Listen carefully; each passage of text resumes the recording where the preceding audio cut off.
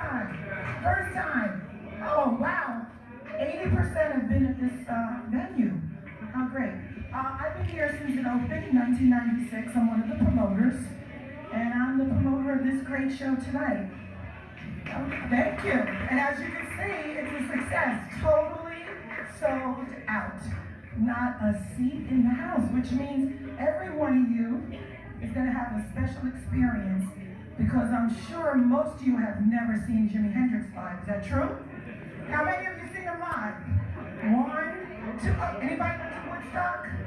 Anybody went to Woodstock? Wow! Okay, I got a story for you after.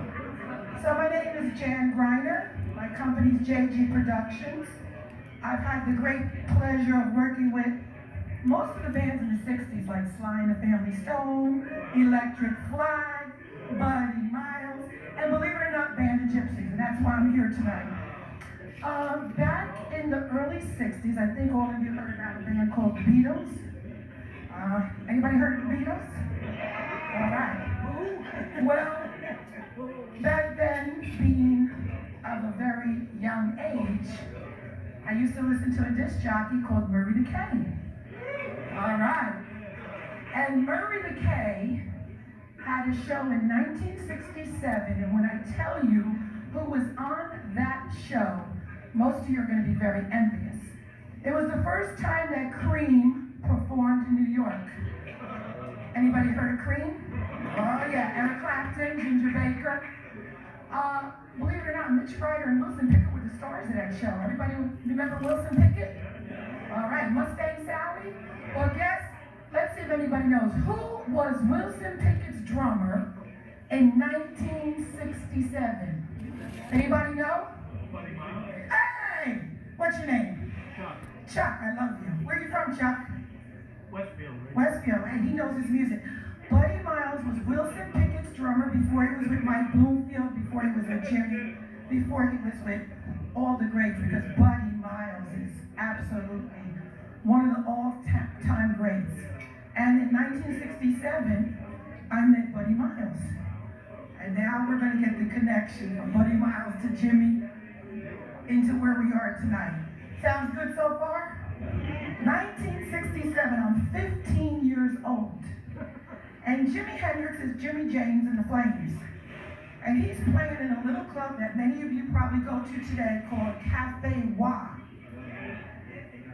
But being underage, I used to go in the daytime because I had a curfew. So I would go in the daytime, and Jimmy would be there, and I was extremely beautiful. Jimmy had a little thing for beautiful ladies, and being one of those beautiful ladies, we became friends in 1967. But I didn't get to see him play because he would play at night. And then everybody knows the story about Chas Chandler and all that. If you're Jimi Hendrix fans, you all know how he got discovered, right? Of course. Right, Lynn? Yes. You know? How did he get discovered? Oh, no. No. Hopefully everybody knows that story.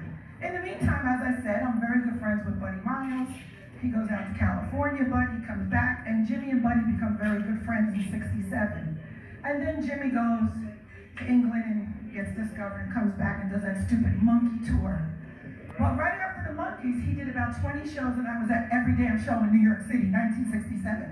I even ran away from home that summer. So just like John Lennon had a lost summer, Jan Greiner had a lost summer. And my lost summer was going to see Jimi Hendrix all over the East Coast, from Portland all the way down to Washington, D.C., et cetera, et cetera. And of course, being underage, lying about my age, and finding buses and trains and hitchhiking and doing everything to see these shows. So it was really great.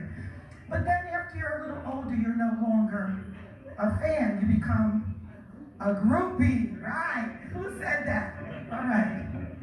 And we all know about those stories. Drugs, sex, and rock and roll. I'm not going to tell those stories. You have to read my book. Let's jump ahead to the 1990s. I'm working with Buddy Miles from 84 to 94.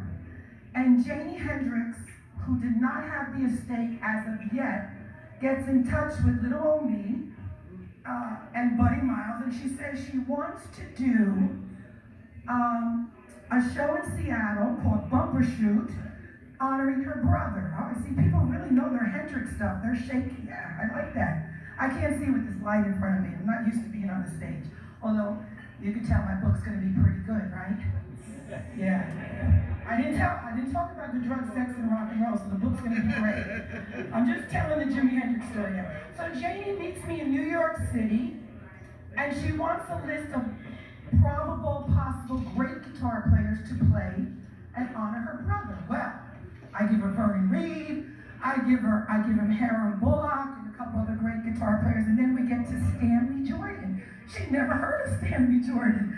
I'm like, oh my goodness, you don't know Stanley Jordan? You know, genius, innovative, tap guitar, I mean, on and on and on. And I said to her, thank you, Stanley Jordan, let's clap for him. Stanley Jordan, Stanley Jordan. Early 90s, Grammy nominated, his first album was on the charts for 52 weeks, Lady in My Life, that's Stanley Jordan. She doesn't know who he is. So I said to her, you know what, tomorrow night, he's at the Blue Note, and I'm going. And I don't know Stanley Jordan, but, you know, I'm kind of brave. I'll go up and talk to him and see if he wants to do the Hendrix concert. I'm sure he's going to want to do it. So I go to the concert, and believe me, when you go see Stanley back in those days, he used to play with 2 guitars. He would have a double neck guitar and another, he'd play actually 3 guitars. I don't know if anybody's ever seen him, but if you haven't, go to YouTube. Stanley was playing 3 guitars at once. I mean, I really needed a hospital room after that show. Not to go backstage and talk to him. It was just beyond words, that show at the Blue Note. But I had to get myself together and go backstage and introduce myself. I don't know if I'm going to get thrown out of the club, but everyone was nice, and I went upstairs, and it's my first time meeting Stanley, and I knocked on the door, and I could hardly speak. My heart was racing, my knees were knocking, because I absolutely love Stanley Jordan. I was not planning to meet Stanley Jordan, but I just got the words out. I said, Janie Hendrix, Jimmy's sister's in town.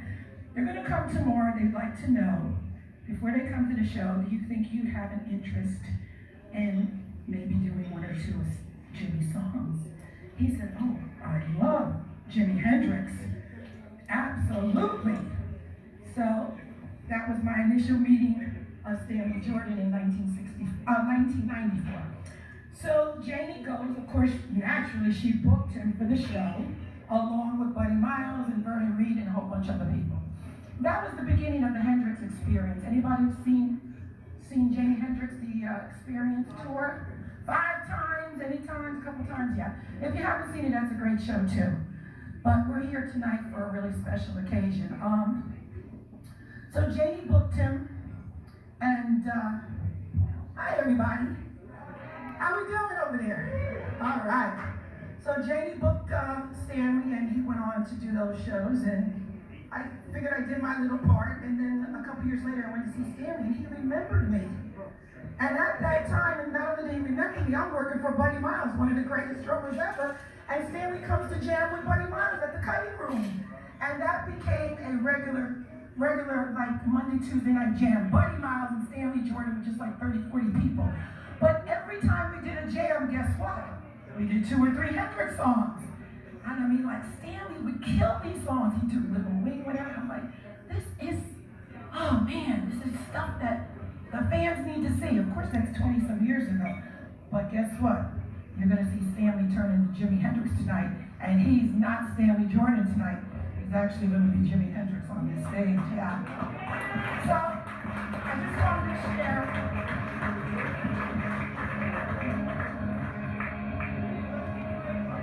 So anyway, in a few minutes, Stanley, who is not Stanley tonight, so don't be looking for Eleanor Rigby. You're not going to get it. Don't be looking for a Stairway to Heaven.